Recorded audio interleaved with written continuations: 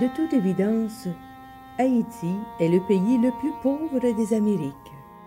Mais comme en fait foi son histoire récente, les habitants font preuve de grande détermination, ne craignent pas le travail et sont remarquablement résilients.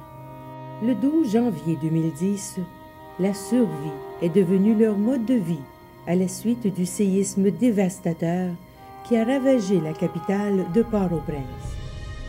Le père Pierre, directeur général de l'école Laquais, une école de métier située dans l'un des quartiers les plus pauvres et les plus durement touchés de la ville, était à l'école ce jour fatidique de janvier. Il était fier de ses étudiants, des jeunes qui, selon lui, étaient voués à bâtir l'avenir de son pays si cher à son cœur.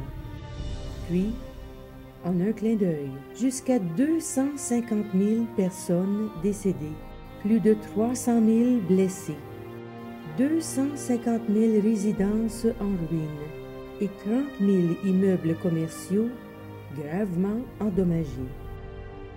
Maintenant, après avoir vécu pendant des mois dans une tente installée dans la cour de l'école, où ils ont eu à affronter des pilleurs presque tous les soirs, Père Pierre a réussi à rassembler du bois et de la ferraille pour ériger un abri modeste doté d'électricité.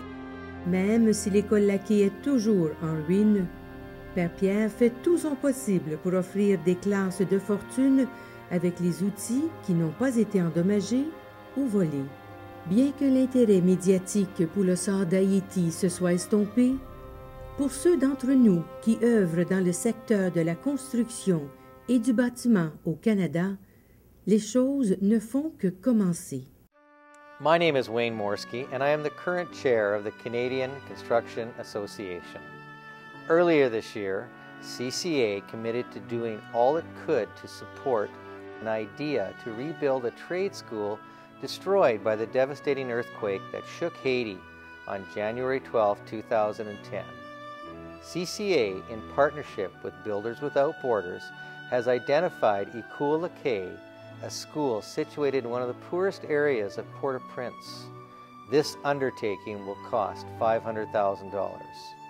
This particular project focuses on the rebuilding and extending of the school workshops, including supplying the students with much needed machinery and equipment.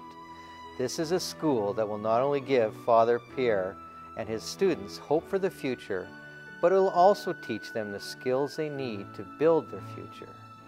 There is no better way for the Canadian building and construction community to help the victims of this catastrophic event. We can't get this important work done without your help. You can pledge a personal donation or, on a larger scale, arrange for a corporate gift. We are doing more than building a school. We are building a nation. This is our opportunity to help Haitians help themselves. Please give generously and please give now.